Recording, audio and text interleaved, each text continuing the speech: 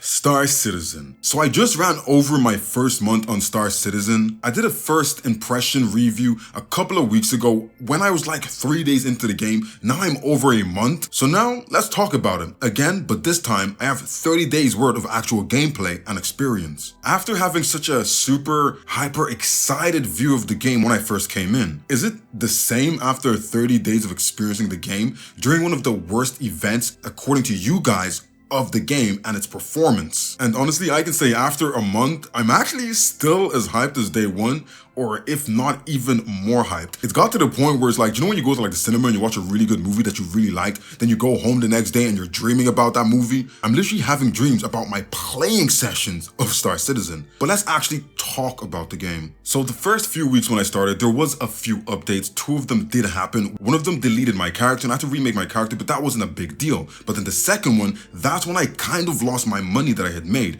But as a new player, I didn't really have much to lose in that sense, and I was still kind of really early on my learning journey. And honestly, it kind of actually allowed me to still sit inside of the early learning phases of the game. And as a gamer, I personally really like learning on my own. I don't really like tutorials or help until I've actually tried something out myself and I failed multiple times. So I kind of learned what not to do. That's when I kind of go out to seek help. So having that extra time to sit in the early learning stages was really helpful, and I really enjoyed it. But saying that I like to learn things on my own, I don't necessarily mean the fundamental and basics in terms of controls and other things in the game. And when I started playing the game, I was actually given a tutorial to play through, which actually stopped working, leading me to actually go out and figure things out on my own. And for me, my first time was like, okay, this tutorial broke. Maybe I can just skip this for now. And when I go to the next activity, I'm going to get another tutorial to teach me how to do that activity. But in this game, there was no such thing. So if your first initial tutorial breaks, where it's teaching you how to do some very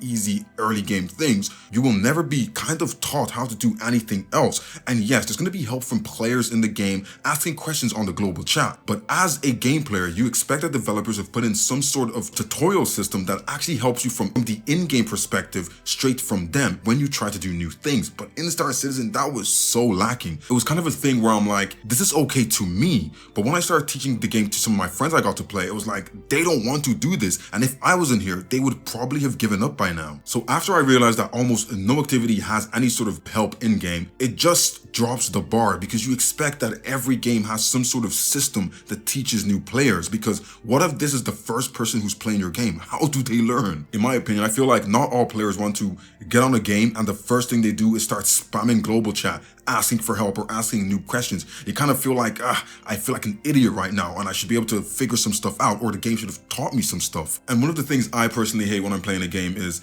if I'm spending more time of my gameplay searching up guides, watching tutorials on YouTube instead of actually playing the game. I want to be able to have this learning experience while playing the game and not having to stop what I'm doing in game to go out of game to look for tutorials. And I found that that's kind of where the game leaves you. And you know, doing the learning and the activity simultaneously on the game, on screen, is really nice, with little pointers and little things to help you get the activity done. So without that, it's kind of like, damn, I'm really left out here in the cold. And I feel like when you do a lot of asking for help or getting guided by other players when you first come into a game for the, like, literally the most basic aspects of the game, I feel like it takes away some of that connection with the game, helps you build yourself a routine with the game. I feel like a lot of that is removed when you skip some steps and someone just comes down and teaches it to you. And I feel like it also takes away some connection to the developers of the game.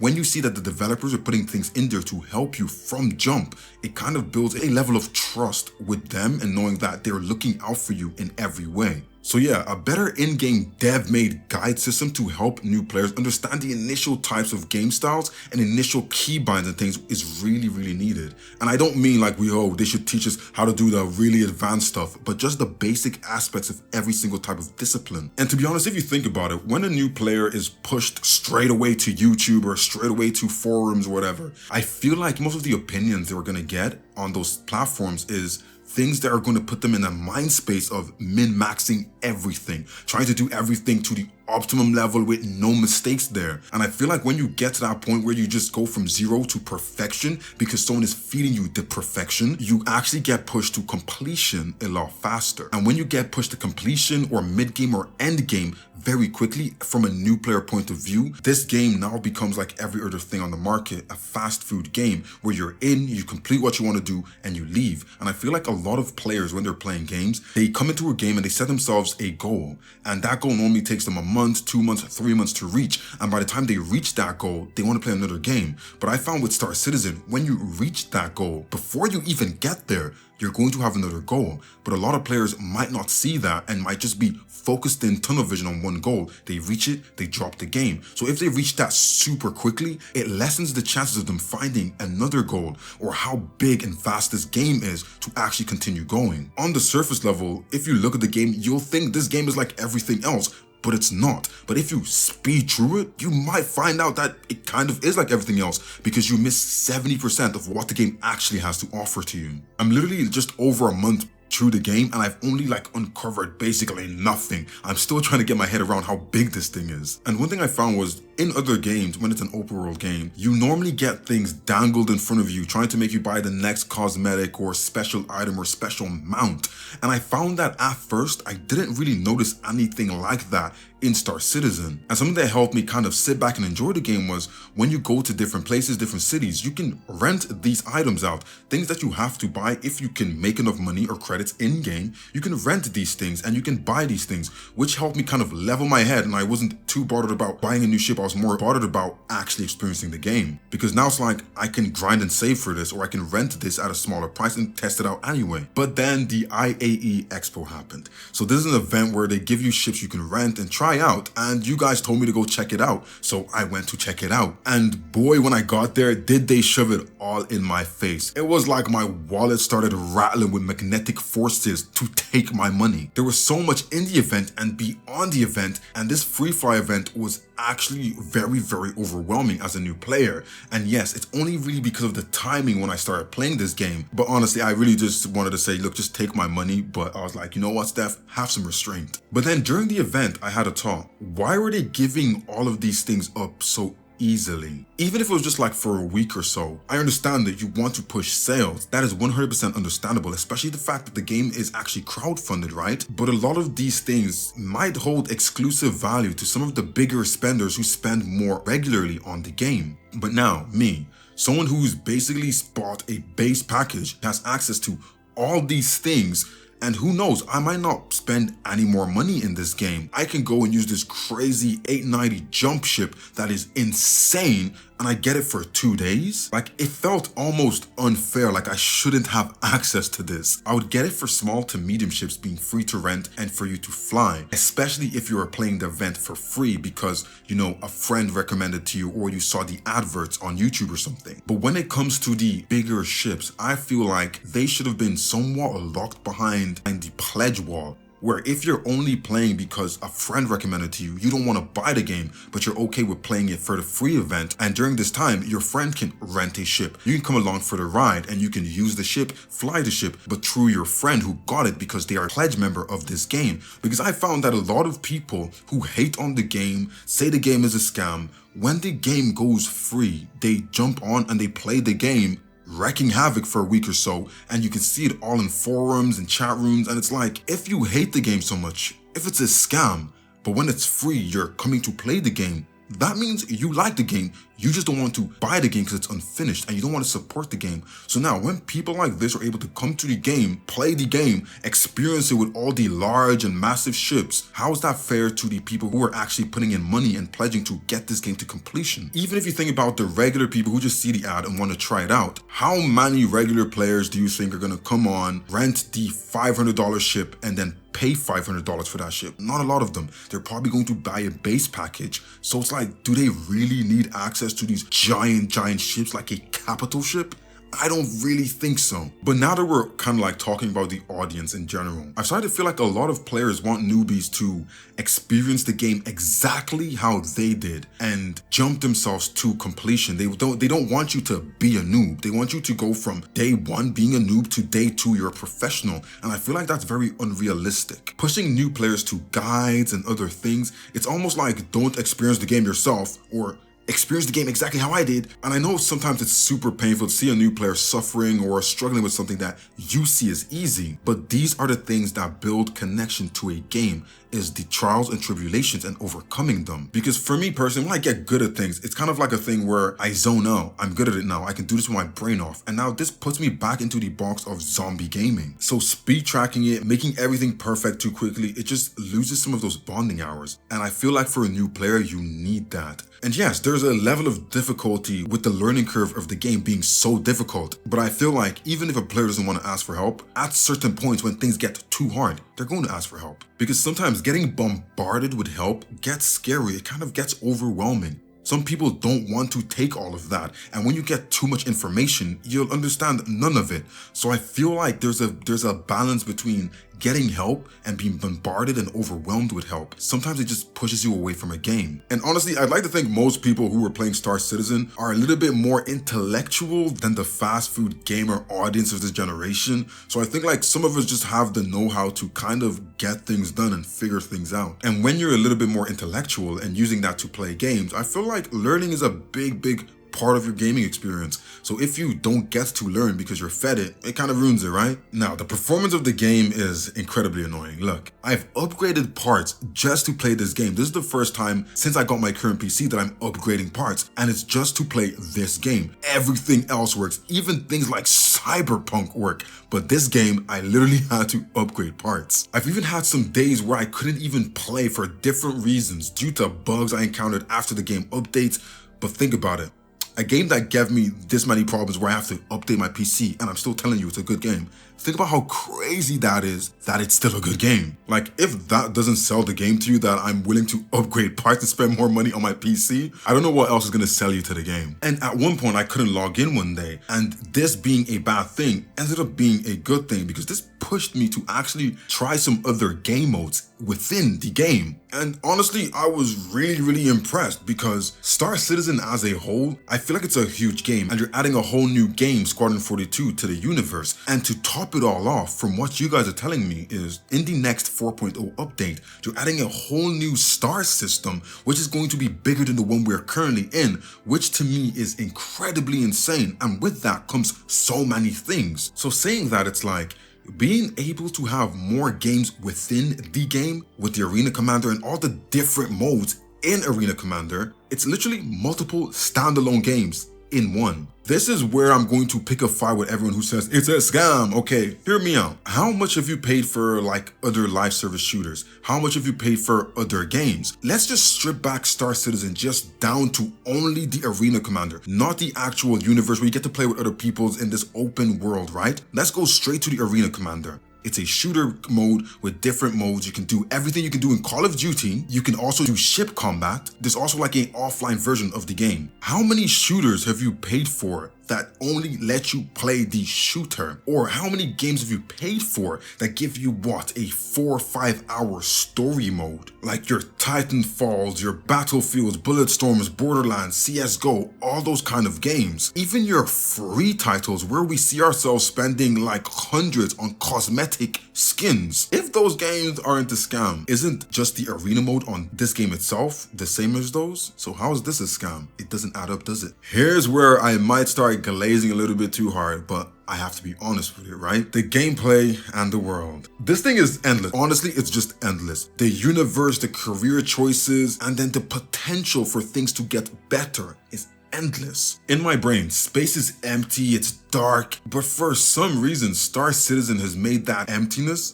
beautiful to me. And I don't just mean like the stars and the black space or whatever, but empty planets look nice. And it's crazy because there's virtually nothing on these planets and moons, but they look nice. It just feels like an aura of like tranquility. Even the clouds in the habitable systems is just like, wow. And if you're looking for a game that has very unique takes on similar things like the cities, the aesthetics you get get from different planets is actually very, very mind-boggling. And this game, for something that's so open, has so much lore connected to each star system, to each planet system, and it's just very, very rich in actual context and lore. Honestly, it's really refreshing. It's a mixture of a lot of different aspects of gaming and open world games all in one, from your MMORPGs to just your sandbox survivals. And then now to add the immersion. And look, I'm not an immersion gamer. I actually kind of hate immersion games, especially when that's the only aspect of a game. But in Star Citizen, it's so entwined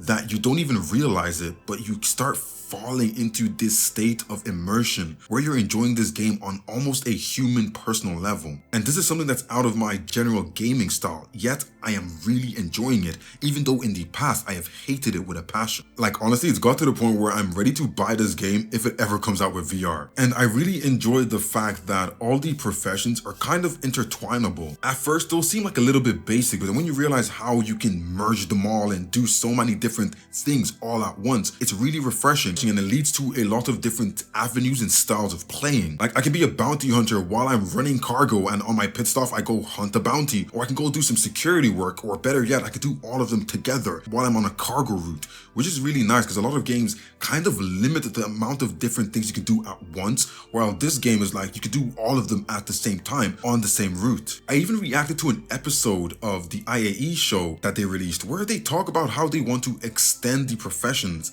and create more to broaden the game's player-to-player economy.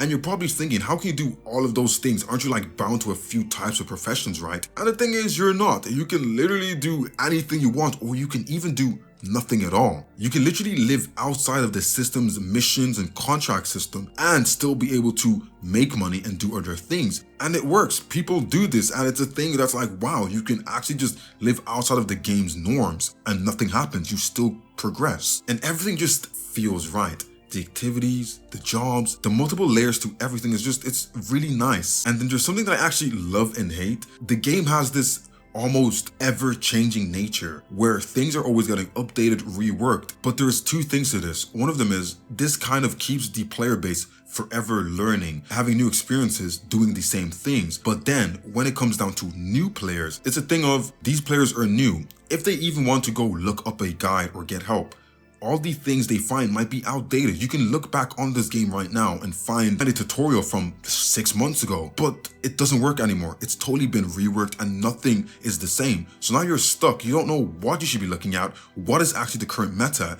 and it's like all these videos could be telling you the wrong things. And I feel like there has to be some sort of a balance there, because when everything gets changed so often, it's going to be great for veteran players to learn something new or do something new in the same thing they've been doing, but new players just don't have access to the right information. But now, here's where I had almost an oh shit moment. How does this game ever become a finished product? People are open to all these new things that CIG is putting into this game because of the type of game it is for now. You know, when they do almost like full reworks on things, people get mad about it, but not as much as we see on other game titles. If this is a finished title and it's on the actual proper market, the generic audience won't accept that. They want the exact product that they paid for. If they paid for something that's a finished product, they want it to stay finished, and they don't want things to generally change in terms of a full rework of systems. Imagine they change how everything works because 4 years down the line they develop a better engine or a better system and they need to rewrite a lot of coding that makes things better, but in turn it makes some of those things that you're used to have to change completely. How does a living, growing and developing game like Star Citizen showcase itself to the current or future game market without having to slow itself down or completely stop itself from progressing and evolving? Because right now the game has such a flux state of change, which keeps it almost alive every time they do something new. I just can't see a world where the general public will accept this ever-changing state of a game. But maybe I'm dissecting it wrong or seeing things from the wrong angle. So let me know your thoughts on that. There are a few finer details that I did find were a little bit odd to me during my 30 days journey. Like some of the ship movements, they felt lifeless. You know, when you go like side to side and you're moving, it just felt very robotic and linear. There was almost like no physics to it, almost no weight to these giant ships. And this was mostly evident on these smaller ships, I would say,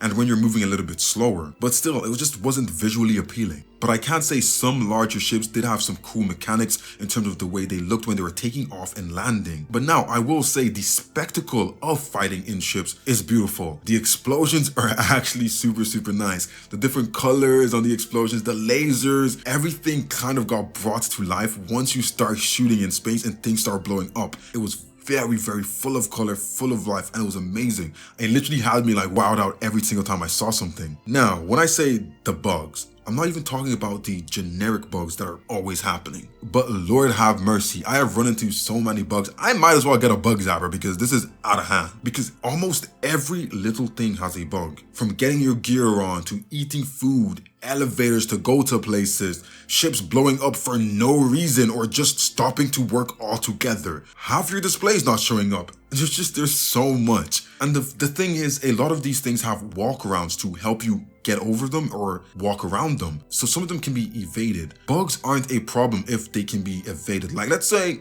mining isn't working today. You can go find something else to do. But now, if you can't put on your armor, if you can't get out of the room you spawn in, if you can't get any of your ships, if you can't get to your hangar, what do you do then? These things actually stop people from playing the game. And a lot of these things have bugs, which is really weird, and it shouldn't be like this. I feel like the main thing about a game is that the fundamental basic things that every player has to do multiple times, they should be working. They should always be in working condition. And as a new player, it gets really scary when you see on chat people talking about, oh, this new bug is happening, and then some people are like, yeah, it's happening to me, and some other people are like, it's not happening to me. It makes you think, what if I'm next? What if when I log in next time, I have that bug? What am I going to do? These people are obviously distressed, and some of them can't even play the game. What if I'm next in the pipeline? It gets you kind of scared, and it kind of makes you really wary about, should I continue playing? But now look, apart from the extremely buggy mess that the game is still extremely enjoyable.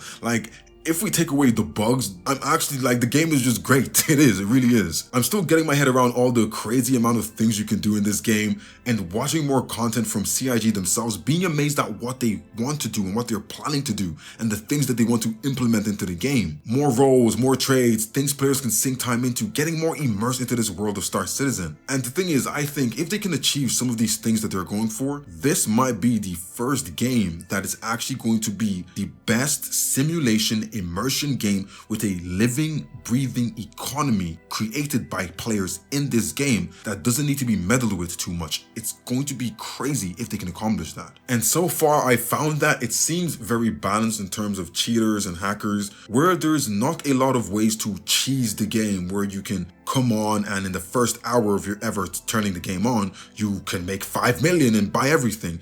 There's a thing where it's like only really good players can find ways to do things so simply they can make a lot of money in no time, which is really refreshing, because I feel like a lot of games have a lot of hackers, easy loopholes that you can use to do things and achieve things super easily. So it makes it feel like the efforts that you make when you come on do actually matter. I've tried some of the gameplay styles beyond just my FPS bunkers, and I'm finding that even though I am a very heavy combat player, every game I play has to have some sort of combat, I'm finding myself doing things that aren't so much combat and I'm still enjoying it. And this is really weird for me, because if I'm not shooting or fighting something, I get bored. It's just how I game, right? And there's only one other game where I like to play things or do farming, and that's Ark. And apart from that, I don't like to farm. I don't like to do easy things or boring things in my head, but I'm finding myself doing things that I would call boring or too easy. And that just shows you that there's something about the game that calls you out of your normal playing style that you would normally indulge in. And every activity just has so much depth to it. Like even mining, I went through my first ship mining process just to find that they had options for different playing styles. You could mine and sell immediately if you were just like an impatient gamer,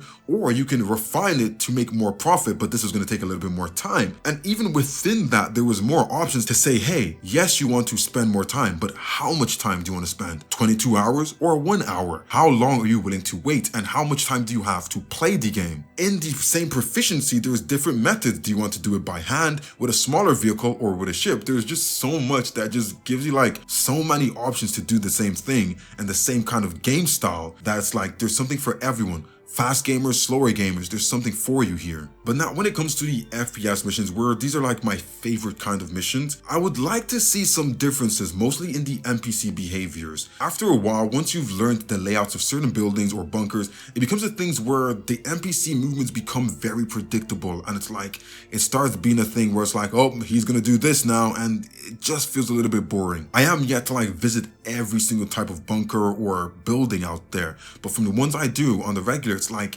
you can see the patterns. And I feel like when it comes down to FPS, a lot of the fun of it is the difficulty of enemies. And just having too many brain dead AI bots chasing you isn't enough. There's really good AI out there that could be implemented or even built to make these things smarter, because hey, I like some of my enemies to be hard enough where it's like, wow, okay, I actually had problems here trying to deal with them. And I've also played through some of the salvaging in the game and the ship bounties, and to be honest, I have to actually commend them on this. Firstly, on the salvaging. My first experience of like ship salvaging was on a huge, humongous ship, and I was very impressed on how well the ship was able to be handled by a singular person. So this is a giant ship that could fit maybe a crew of 20, yet I could actually manage it on my own very efficiently. It just shows you the amount of thought that was gone into the game, where it's like, even though you see these big ships that feel daunting, you can actually deal with them on your own. Yes, a little bit slower, less effectively, but it is doable. And it's just nice because even though I see these big ships and all these things, I really enjoy gaming on my own. So having the option to use the best equipment on the market on my own is a very big plus for me. But now when it comes to like huge like combat escapades or super hard missions where you have to do a lot of fighting or killing, which you'll need a bigger ship for, I don't think there's a way around it. Like, you just have to go get people. So that is a thing. So it feels like no matter what your play style is, what your gaming style is, what you like, there's something here for you, and there's so much excitement in this. There's excitement in the simplest things. Like, you can be mining, which is such a peaceful, nice and quiet thing, but then you can have those high levels of adrenaline when you maybe mistakenly overheat something and it blows up. There's always some sort of excitement. And even when you're playing something like the FPS modes where you're shooting and it's so heightened, you have the mellow times where you're just taking all the gear, putting it in a box to go sell. There's different levels of enjoyment out of everything you do in this game. So yeah, the game really does cater for every kind of playing style. When I look back, and after a month, I can say I'm literally only on like 15% complete on learning or experiencing what the game has to offer. And I'm someone who plays 1 to 2 hours on the weekdays and maybe 4 hours on a weekend if I have time. So if I had to sit here and rank the game out of 10, I would right now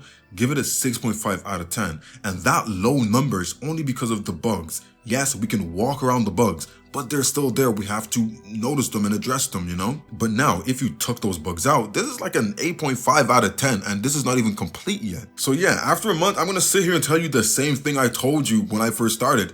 It's not a scam, it's fun, and you are going to get addicted. Give it a shot. If you're worried and you think, oh, I don't know if it's gonna be good or bad, or if it's gonna be a scam or whatever, give it a shot. I promise you, if you come in at the lowest package, you won't feel like this was a waste of your money, and you're going to find something in here that you actually really connect with. And honestly, I'm not gonna lie, I'm looking at a lot of games that I've bought in the past, and I'm like, were you really worth 40 bucks or did you scam me? Because when I match this up to other games now, I'm like, a lot of games are actually falling short as finished products. So yeah, with all the issues, with all the bugs, the game is still far better than a lot of games I have played in my lifetime. I'm 25, so I've played roughly 16 years of gaming that I can remember, and a lot of these games are not it when you compare them to this unfinished game. But yeah, that's my opinion so far after a month. I know this is a little bit of a long video, but I just wanted to kind of touch on as many points as I could think of. But yeah, if you want to check out how my journey is going, make sure to check out my series of me learning the game. And if you are new here and you like my opinions, or you felt this video was helpful in your choice to either play or not play, make sure to like, subscribe. Even if you don't like and subscribe, join the party. And I will see you guys on the next one.